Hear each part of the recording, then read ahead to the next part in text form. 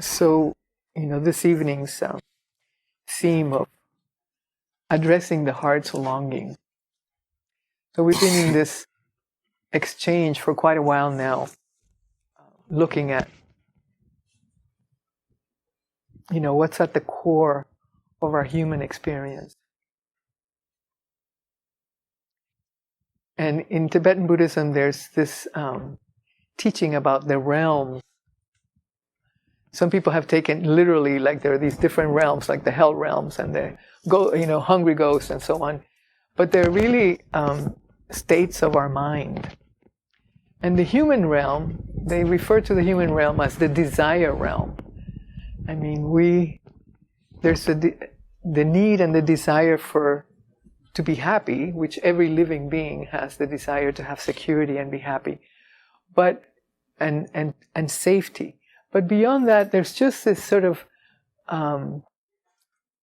quality of kind of grasping at things, and to varying degrees, depending, in the situation of our lives, we're going from one thing. If only I had this, then maybe things will be okay. Or if I had that, or if I had a relationship, or if I had the right job, or if I had more ease, or if I had a little more money, or if I have this, if I have that. So there's this kind of movement. Looking for something. And so Suzuki Roshi, who started Zen Center here in the Bay Area,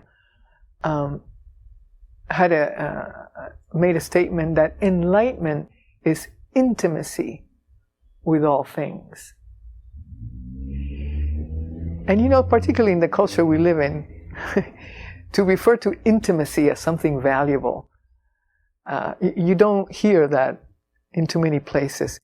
But if you can remember, like there are times when you just feel this intimacy with yourself. It could be doing something really ordinary.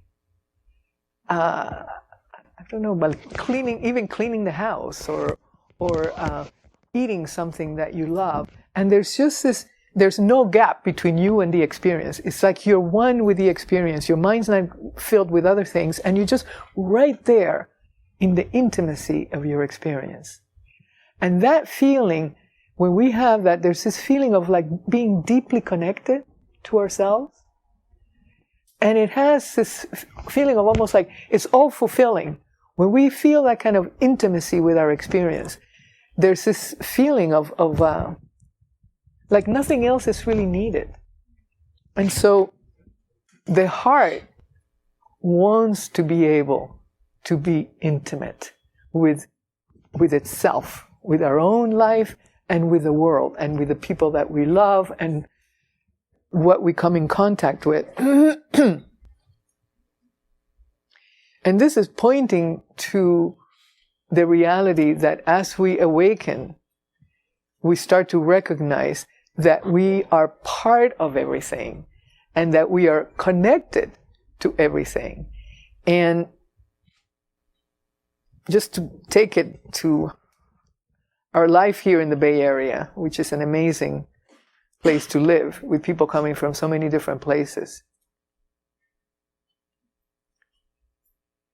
The opportunity that we have, particularly in a Sangha like this one,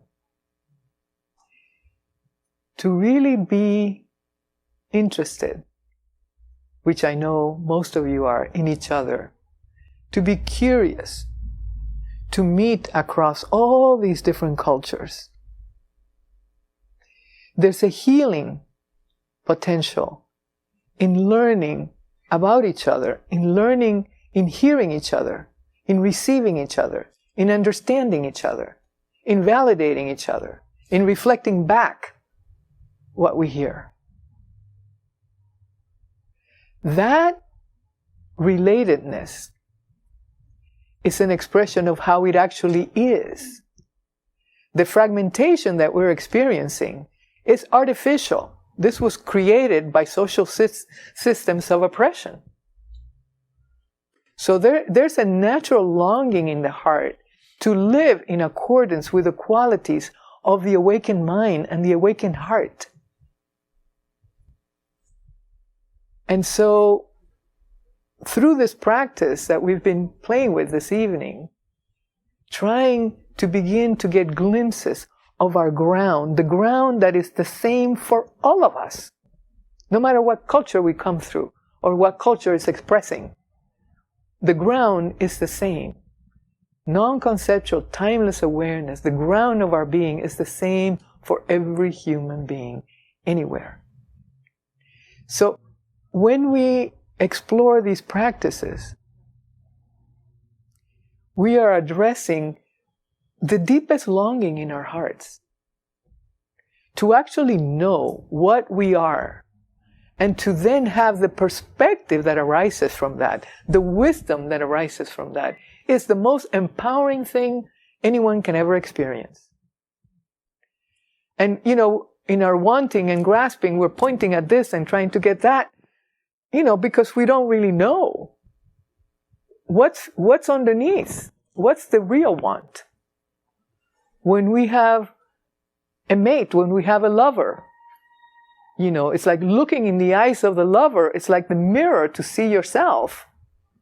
Because we are wanting that union, but ultimately it's the union of recognizing the whole thing as one.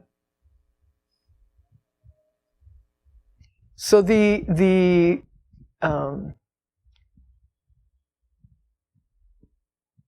power of our relating with each other, in some of the study groups that I've had for a while, we have exercises where we explore, like I was going to have you explore tonight something, we never got to it, but somebody exploring something, like something that makes you happy, because we're so, the brain is very geared towards noticing everything that doesn't work, all the negative stuff, but sometimes we have to give it specific attention to cultivate, like noticing what makes you happy. And it could be, walking out and looking at the sky. It doesn't have to be anything special, but just tuning into that. But anyway, exploring something and then having someone listen, and then having that person reflect back what they hear.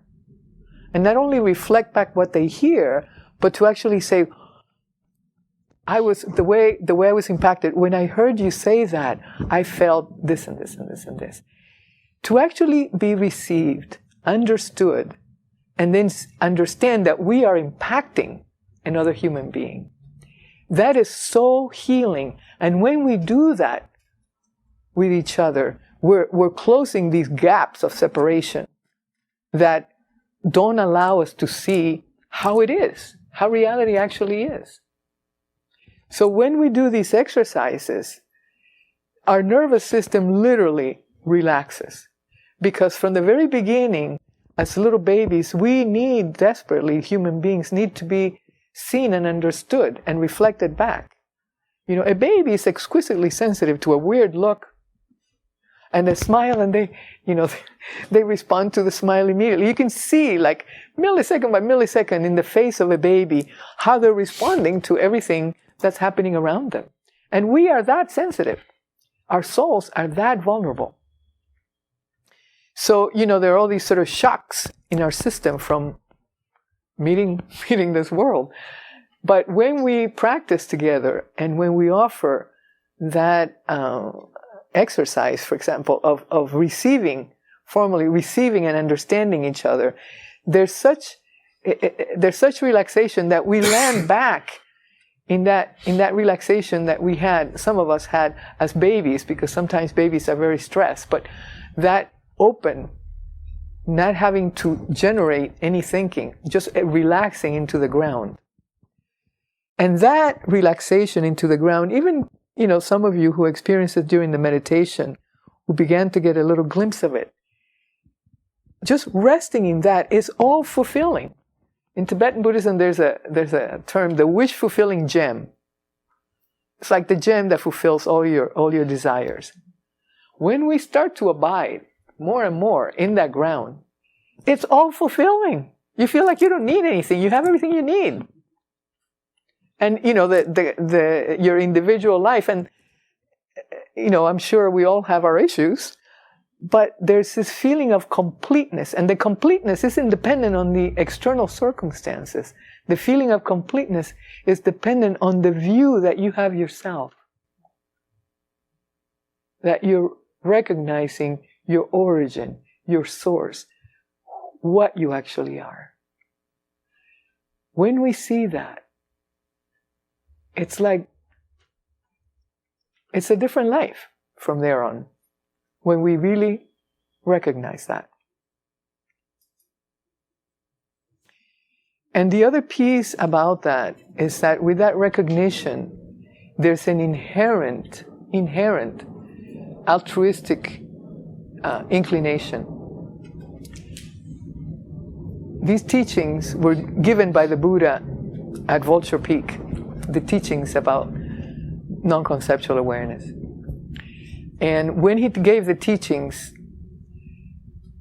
something like 3,000 people left, because it was such an affront to the conceptual mind.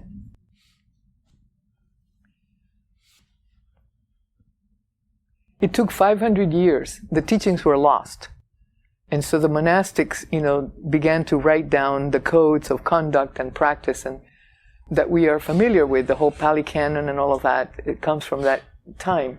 500 years later, Nagarjuna, the teachings about the empty nature came to his mind. And so the Prajna Paramita, the Heart Sutra, was written at that time. And the first thing that Nagarjuna did after his realization was to get in touch with the king of the area that he was friends with. India was had all these little kingdoms everywhere.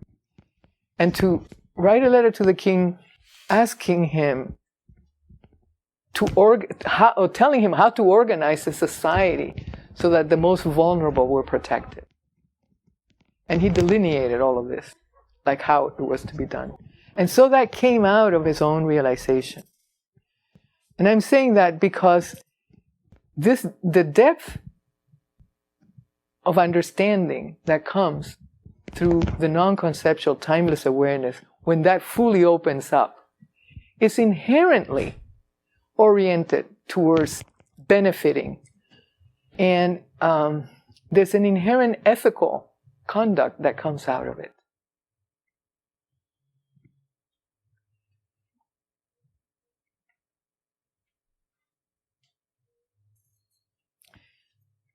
And I wanted to go back to what you were saying about our individual lives, our individual cultures. That it's a great paradox, that when we hear these teachings about emptiness and so on, that, it's like, when I first started experiencing that, I had it in compartments. The empty, now I'm in timeless awareness, I'm empty, and now I'm like in my ordinary mind functioning. And then after a while, realizing that they were coexisting. That what had shifted was my identity, and not that I'm there most of the time, but that my identity that was tied to who I am, my culture, all of that, had relaxed back, and I was resting more in that ground. And then from there, all the functioning was happening. It was just a shift on where, what my teacher says, where's your assemblage point? It's like, where are we perceiving from? But there's a beautiful poem by Derek Walcott, a man from the Caribbean.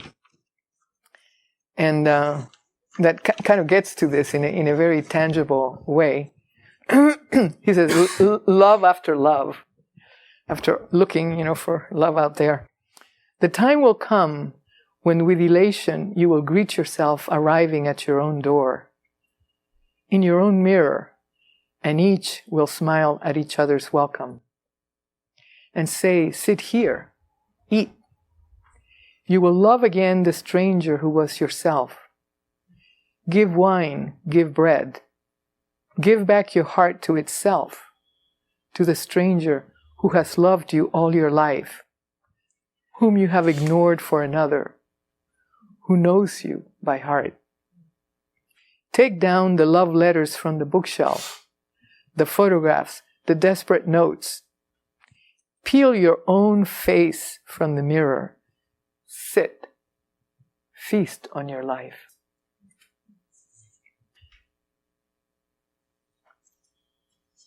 So this this fisting in our life, to me, is very close to the intimacy with our own life, and then by extension, intimacy with everything.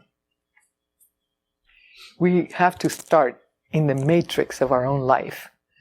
The matrix of our own life has all the ingredients to wake us up.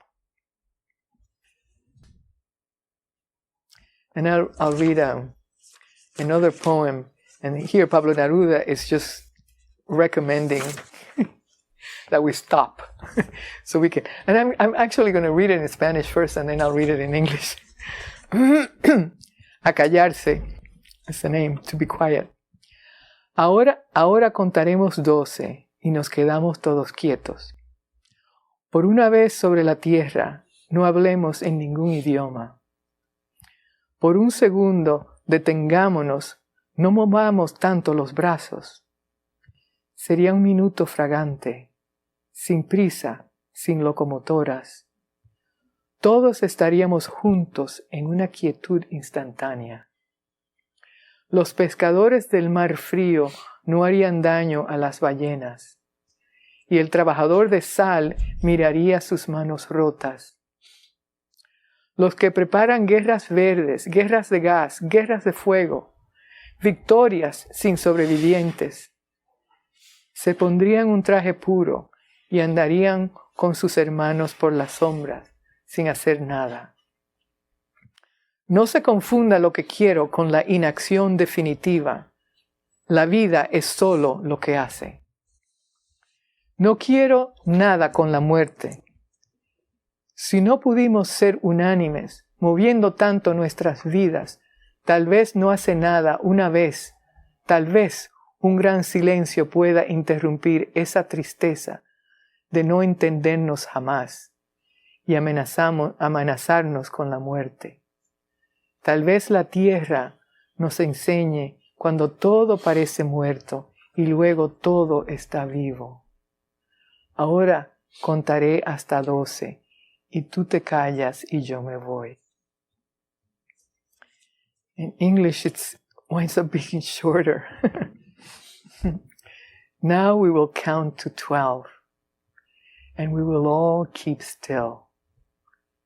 For once on the face of the earth, let's not speak in any language. Let's stop for 1 second and not move our arms so much. It would be an exotic moment, without rush, without engines. We would all be together in a sudden strangeness. Fishermen in the cold sea would not harm whales, and the man gathering salt would look at his hurt hands. Those who prepare green wars, wars with gas, wars with fire, victories with no survivors, would put on clean clothes and walk about with their brothers in the shade doing nothing. With their brothers and sisters in the shade doing nothing. What I want should not be confused with total inactivity. Life is what it's about. I want no truck with death. If we were not so single-minded about keeping our lives moving, and for once could do nothing, perhaps a huge silence might interrupt the sadness of never understanding ourselves and of threatening ourselves with death. Perhaps the earth can teach us as when everything seems dead and later proves to be alive. Now I will count to 12 and you keep quiet and I will go.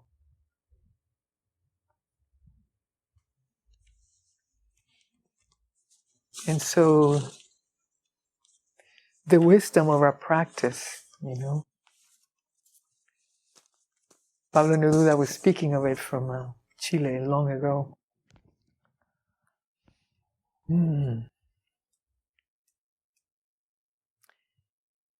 So, let's see if there was something else I wanted to read you from Younger. Yeah, a couple of things in closing. So this is again from Mingyu Rinpoche's book. Awareness is aware of itself. It recognizes the spacious, knowing qualities of mind that are always present. When one looks for a thought and suddenly can't find one, in that moment there's no object, just awareness. So it's a perfect opportunity to recognize awareness without getting hooked by an object.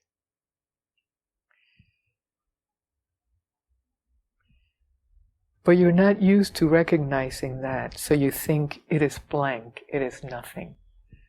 So I would encourage you to get interested in that nothing.